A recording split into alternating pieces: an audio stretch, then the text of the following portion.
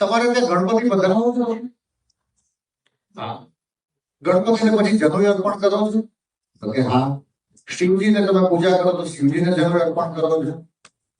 તો તમે કેમ નથી કરતા? પોઈન્ટ. જનોઈનો શબ્દ છે યજ્ઞ પવિત્ર સંસ્કાર.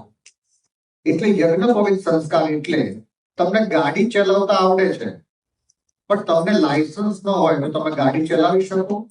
તો કે ગાડી ન ચલાવી શકો. તમારે શું લેવું પડે? Driving licence.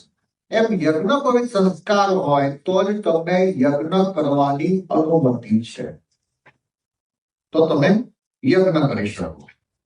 હવે આપણા ત્યાં 16 સંસ્કારની વાત કરી છે.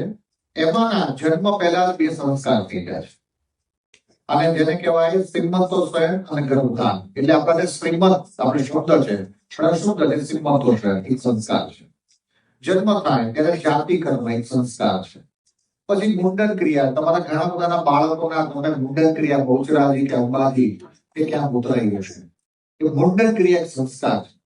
આપણે વિવાહને સંસ્કાર કીધું છે, એને જનોઈને એક સંસ્કાર કીધું છે અને છેલ્લે જ્યારે મૃત્યુ થાય ત્યારે આપણે અગ્નિ સંસ્કાર કીધું. પણ વચ્ચેનો એક સંસ્કાર આપણા જીવનમાંથી નીકળી જાય છે, એ છે જનોઈનો સંસ્કાર, યજ્ઞ પવિત્ર સંસ્કાર. એટલે જ્યાં સુધી તમને કદાચ કોઈને ખબર હશે, જે લોકો પરંપરાને માનતા હોય, અર્થીને કાંજ આપવી હોય ને તો પણ તમને જનોઈ આપવામાં. તમે ગૌતમ બુદ્ધની મૂર્તિ વિશ્વના કોઈ પણ દેશમાં જુઓ. મેં લગભગ 25-27 દેશમાં કામ કર્યું, 30 થી 35 દેશમાં મારે ફરવાનું થાય છે. મ્યાનમારના બુદ્ધા હોય, જાપાનના હોય, હોંગકોંગના હોય, ચાઇનાના હોય, ઇન્ડોનેશિયાના બુદ્ધા હોય કે બેંકોકના બુદ્ધા હોય, એ બધાને જનોઈ ધારણ કરી. તો એને જનોઈ છે પણ આપણે જનોઈ નથી. તો જનોઈ મૂળ નાડીઓનું વસ્ત્ર છે. આપણા શરીરમાં 72,000 નાડીઓ છે અને 72,000 નાડીઓ પર આ સૂતરનું જે વસ્ત્ર છે, થ્રેડ છે, એ એનું વસ્ત્ર છે. અને જનોઈ સંસ્કાર એ પરંપરા એક ધારણ કરવામાં આવે પછી યજ્ઞની અનુમતિ પ્રાપ્ત થાય છે, એટલે પુણ્ય તમે કમાઈ શકો છો. હવે જે લોકો ભૂદેવ હશે, લોકોને ખબર હશે કે જ્યારે શૌચાલયે જઈએ ત્યારે જનોઈ જમણા કાન ઉપર ચડાવવામાં આવે છે. હવે જવાબ હું તમારી જોડેથી લઉં છું. લક્ષ્મણે શૂર્પણખાને શું કાપ્યા હતા? નાક અને કાન. નાક અને કાન કાપી નાખે તો યજ્ઞમાં બેસવાની અનુમતિ જતી રહે, કારણ કે કાન કટ્ટા અને નાક કટ્ટા લોકોને યજ્ઞમાં બેસવાની અનુમતિ નથી. એટલે પુણ્ય કર્મ સંચિત ન થાય. આમાંથી જે લોકો ઉપર બેઠા છે એને ખબર હશે કે આપણે ભણતા નહીં તો શિક્ષક વિદ્યાર્થીનો શું સાંભળતા થાય? કારણ કે કાન સાંભળવાથી જાગૃતિ આવી જાય. કાન સાંભળે તો જાગૃતિ આવી જાય. આપણે ઘણી જગ્યાએ જોઈએ છે કે કોઈ એના બોસ સામે ઉભો હોય એનો ગુસ્સો બહાર ન કાઢી શકે, એને શું લાલ થવા માંડે? કાન લાલ થવા માંડે.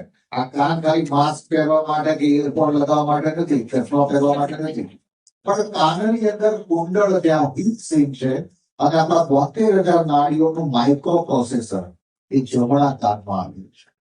અને જમણા કાન દ્વારા જનોઈને જયારે ચડાવવામાં આવે ત્યારે શરીરની નાડીઓ શીતલ થાય એટલે શૌચાલયમાં જવાનું થાય. પણ લગ્ન પહેલા 3 થ્રેડ્સ હોય અને લગ્ન પછી 6 થ્રેડ્સ થઈ જાય. એટલે કે ભારતમાં સ્ત્રીઓને જનોઈ પહેરવાની અનુમતિ નથી, કારણ કે એના જે પણ દિવસો છે, 4 દિવસો, એના કારણે એને અનુમતિ નથી. પણ પુરુષને જનોઈ પહેરવાની અનુમતિ છે અને એ જનોઈને સૂતક લાગે એટલે કાળક્રમે એ જનોઈ પણ બદલાવવામાં આવે છે. તો દીકરા તું બરાબર સાંભળ્યું? પ્રશ્ન તે છેડ્યો તો, નાદ તે છેડ્યો તો. હવે જનોઈ પહેરો એટલે શું થાય? તો આ મારો એક શબ્દ જબરજસ્ત તમે સાંભળજો. હું આશ્રમમાં આપણા ત્યાં 4 વર્ણને જનોઈ પહેરવાનો અધિકાર, કારણ કે આજે પણ ભારતમાં અર્થીને કાંધ આપવી હોય ને તો પણ જનોઈ પહેર્યા વગર અર્થીને કાંધ નથી આપી શકતો. ભારતની અંદર પટેલનો દીકરો જ્યારે કોઈ સંપ્રદાયમાં સાધુ થાય છે ને તો એને જનોઈ આપવામાં આવે છે. એ જનોઈ વગર એ સાધુ નથી થઈ શકતો. પણ આપણે કેમ નથી પહેરતા? કારણ કે આપણે તપ નથી કરવું, આપણે જનોઈને સાચવવાતું નથી. અમે આશ્રમની અંદર 4 વર્ણને જનોઈ આપીએ છીએ. એનું મુખ્ય કારણ એ છે કે જનોઈ જો આપેલી હોય ને તો એ બાળક ફોરેનમાં જઈને કપડા કાઢી ન પડે.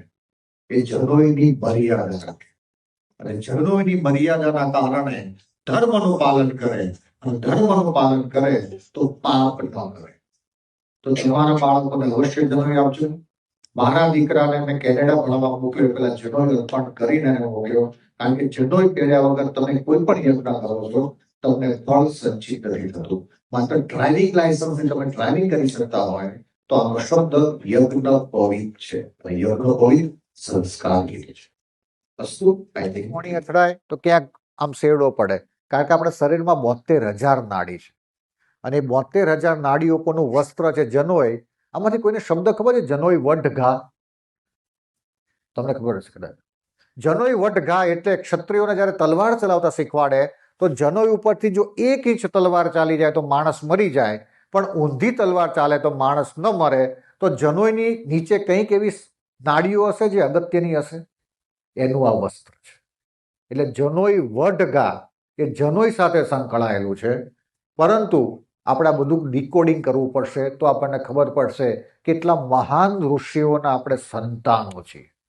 એટલે ગ્રહો હોય પણ ગ્રહો નડે નહીં.